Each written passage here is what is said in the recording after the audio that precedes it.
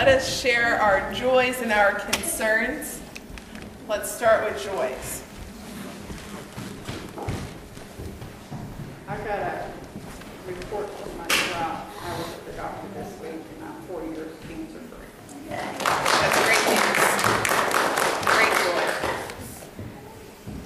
And Thursday night, Austin graduated.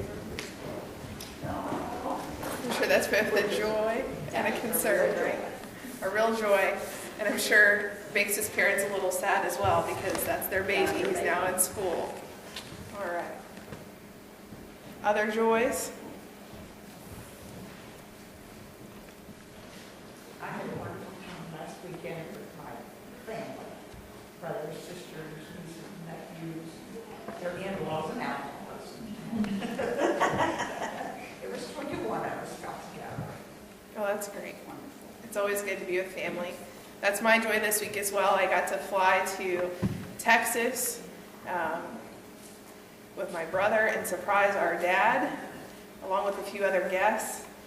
He received a national award this week in scouting related to the work he's done in Boy Scouts and ministry in the United Methodist Church. So it was fun for the tables to be reversed. He's always been there for us, always taken pictures of us, and we got to be there for him and make him pose for all sorts of pictures. I have joy. I want to thank God for living in a country where we can be able to stand up and speak up. And I want to thank our service people, and that does not just mean those in the Army or the Navy or the Air Force or the Marines. We have other service people, the National Guard, we have Coast Guard, we have police officers, firemen. There's all kinds of folks that serve us daily and put their life on the line. Absolutely. Well, if you want to talk about Memorial Day and seeing that, perhaps the ways in which that connects to the church in action, yesterday when I was flying back from Texas, the majority of my flight into Ohio was an entire combat team from the Ohio National Guard. And they've been on a year-long tour guarding airspace in our nation's capital. And it was a busy weekend, as you can imagine, for military groups. So their base did not have the space to accommodate their homecoming. And do you know what group opened their doors for them to have a homecoming? The United Methodist Church.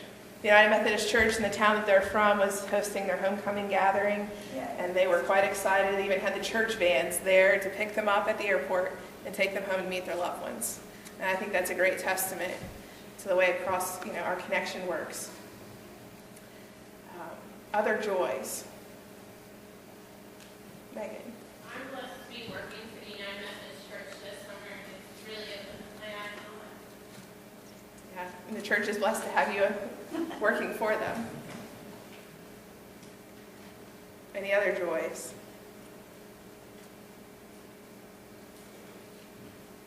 Okay, well, let us turn to concerns then, and of course we'll remember all of those affected by the storms in Oklahoma.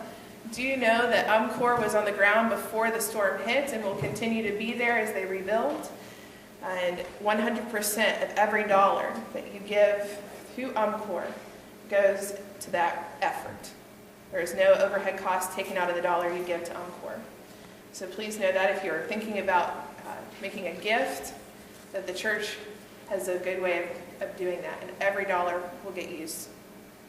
I know that, and we all here know that, but it bothers me when I hear them advertise that this group or this group or this group is helping, and UMCOR is never mentioned.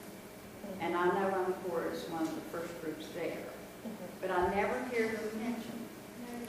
Yeah, you probably aren't going to, because they don't have the same kind of celebrity status and power that some of the news organizations have those relationships. Well, there was one the other day I heard mentioned, though, that was church affiliated. And I thought, but we're there, all the UMCOR's there, everywhere. Yeah, it is. It's sad. Sad. Yeah, that is a concern. Maybe that we should have more advertisement than what we get, but. Jeff. My friend's mom has been in Columbus in the hospital with a problem meningitis from one of these contaminated syrup shots. And not only does she have that,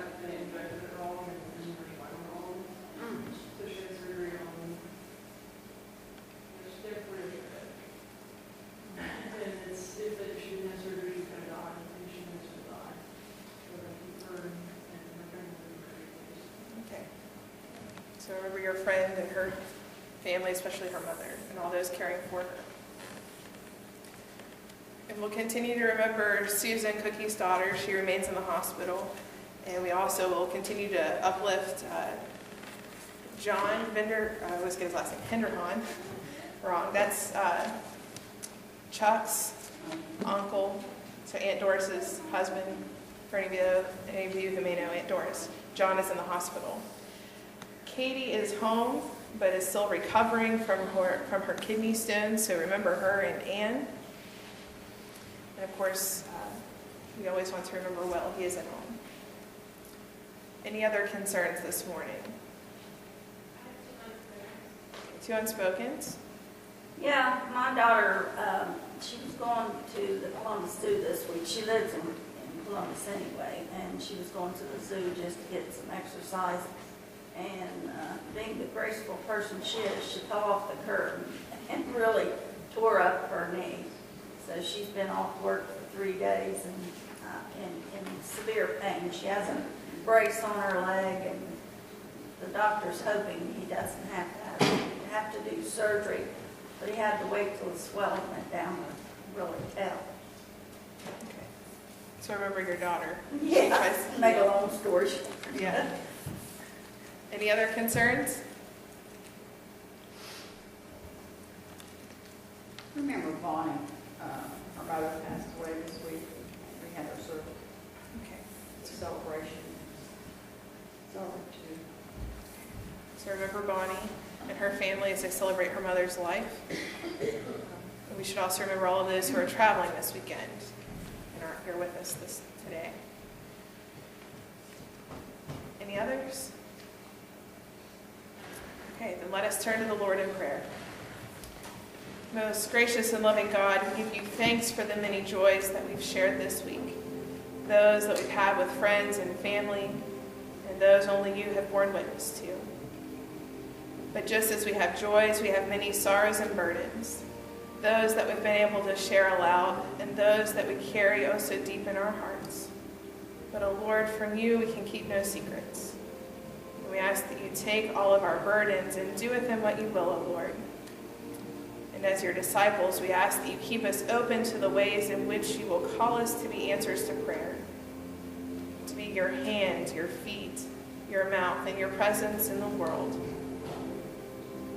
We also ask, O Lord, that you be with all of those on this day who are in need of shelter, of food and water, or a friend for the journey. May you place people in their path so their needs are met. Continue, O Lord, to be with all of those who are trying to put their lives back together after disaster, whether it's in Oklahoma or in some of the other towns that we haven't seen on TV, even those beyond our borders called the United States.